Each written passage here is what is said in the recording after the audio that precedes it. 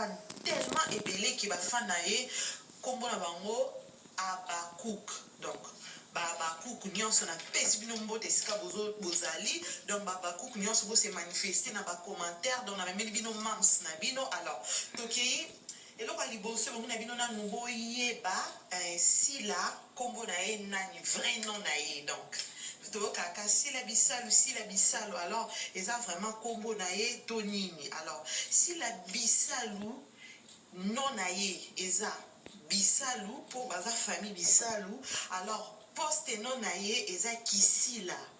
Prénom o babotela ye ezali Christine Marthe. Kombo o babotela ya mwana Christine Marthe. Alors aza mwana mwasi oyo abotami na libota ya 7 enfants, 6 filles dont un garçon. Donc azali bongo avant dernière. Aza mwana mwasi oyo alingamaki mingi pa papa na ye, papa na alingaki mingi makasi mingi vraiment. Aza mwana mwasi oyo akola pe na bonne éducation ndenge bozomonana. Déjà aza fille oyo arriva jamais kosala théâtre.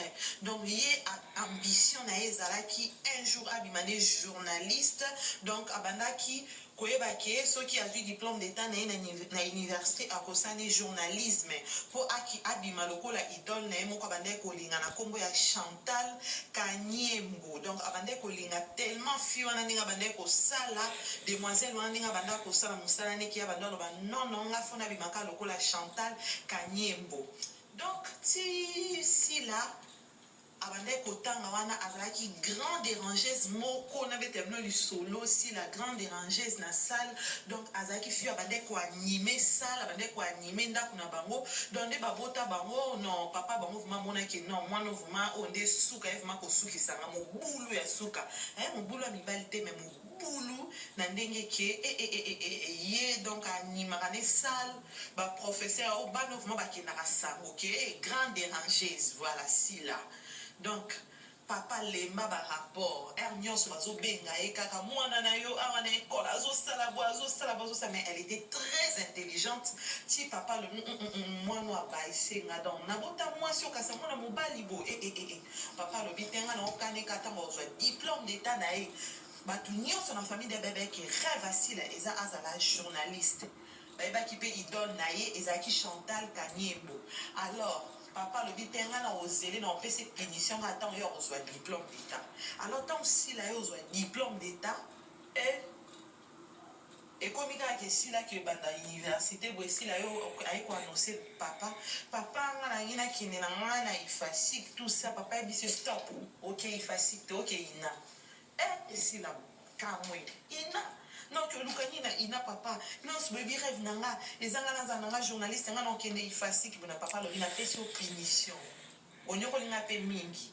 Donc azalaki tellement mwana moko boye oyo vraiment balobaka suka na dérangeuse. Donc papa alobi nga aboti mwasi okanisa mobali abinga lokwa yaza moto ya makelele il faut akende na okuna na ina comme ça makelele wana oke kosala ngo na ina. Donc bapesaki punition. Donc asala théâtre lokola mwa punition oyo bati ndenge na ina ntango ake na ina kuna komi. Donc ezalaki tellement baforce show eza te fotosa oyo papa alobi akomi kuna azokokani mpe makambo yango te. Donc baprofesseur aina batali babi na yo ye kosala nini ya o te nyonso na ye eza mpo papa biso aforçanga boye na boye. Mais soki bazotia na scène bazoremarke kaza na eloko moko kati na ye basi babi te yo ozoboya kotravaille na biso awa noza na eloko moko boye kati na yo donc okende mosika me ya te eloko eza te aosaka mwa basembla.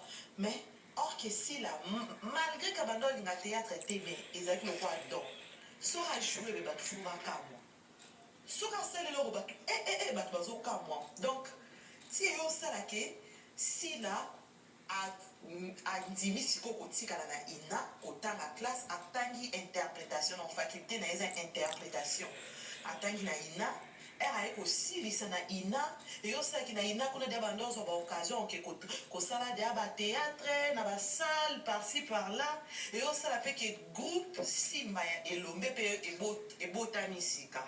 Alors tant groupe simba ya elombe mpe ebotami sika baosala recrutement ya liboso ya groupe simba nde bazwaka sila sila azalaka mwa jeune fille ayaka liboso na recrutement donc barecrutaka ye donc premier recrutement kaka donc bien ke akutaka na ye bato akutaka na ye basolange mindondo akutaka na ye mwa bato bazalaka mais bairsil peshanga baleya baya kokuta sila mpo azalaka mwa mwasi barecrutaka liboso alors sila bisalu idole na ye ya théâtre ezalaka bongo solange mindondo oyo esi akufa atika biso donc si la bisala bande kolinga tellement jouer le quoi aye pour Solange Mindondo abande ko jouer tellement kitoko que si la paix abande ko a jouer le quoi aye si le logo tala ndenge si la a cartona kasi la joie kitoko donc ana ba combo belé ba pesa ye donc ya somo donc aza mwana mwasi oyo rôle nyonso bokopesa ye aojouer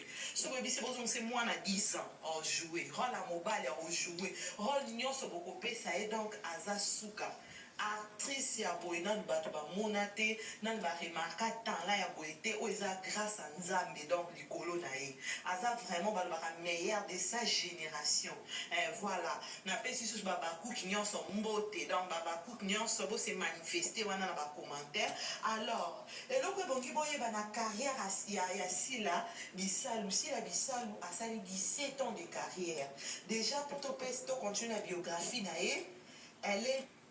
Oui, alors, où est la date de naissance, c'est assis là. Donc, elle est née le 25 avril 1976.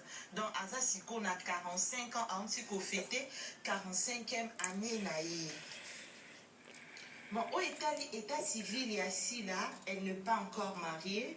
Aza célibataire engagé, donc Aza déjà ou Aza la vie naïe, donc papa Aza déjà, mams na biso Aza déjà na papa naïe, donc papa Aza déjà na vie naïe, papa déjà a combla vie joana, donc bientôt peut tokoyoka par la grâce de Dieu milulu ekobeta voilà. Alors si la bisalou azana na mwana te na maboti te alors bana ebele bomona baprésenta aussi na mwana mobwe bazala baniese na ye mposi aza tellement na baniese ebele mais nanu aboti te mwana na ye moko biologique aza te nanu aboti te aza bajare bafio balingaka abali nanu bongo aboti donc bafille mosusu to bamama mosusu to basere mosusu bakolaka na baprincipe bongo atya mwa principe na vie na ye ke asonga alangi mwana nga abotama na mariage que soki na bali na kobota donc c'est ça âge eza nanu elle a 45 ans Sarah bota na âge nini donc rien n'est impossible à Dieu aza nanu notre mams est encore trop jeune akobota kaka mpe akobala par la grâce de Dieu voilà.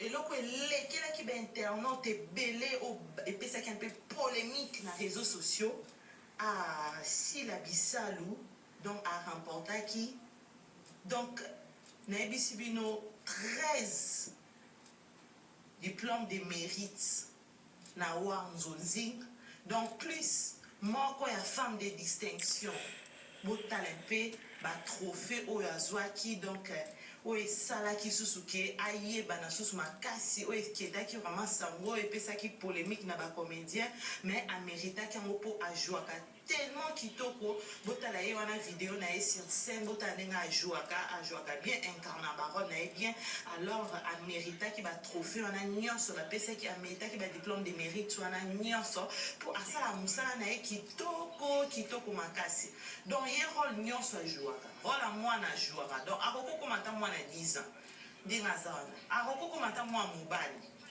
non sila aza fin ajwaka kitoko mpona baoyo baconfirme vraiment eloko na oloba bakomango na bacommentaire sila aza number 1 donc number 1 alors napesi bino presque biographie na ye nyonso napesi bino age na ye abotama na Kinshasa aza né grandi à Kinshasa donc ndenge aza wana né grandi à Kinshasa voilà j'espère que nalobi nyonso oyo etali Sila Bisalu alors kombo na ye oyo boyokaka kombo Beckham wana baproducteur bapesa yango tellement bandeki kojouer kitoko nde baproducteur bapesa ye kombo wana ya Beckham le transfert le plus cher voilà en tout cas Sila Bisalu bozomona ye bodécouvrir en image nini ajouaka kitoko asala mosala nde malamu aza vraiment à féliciter voilà.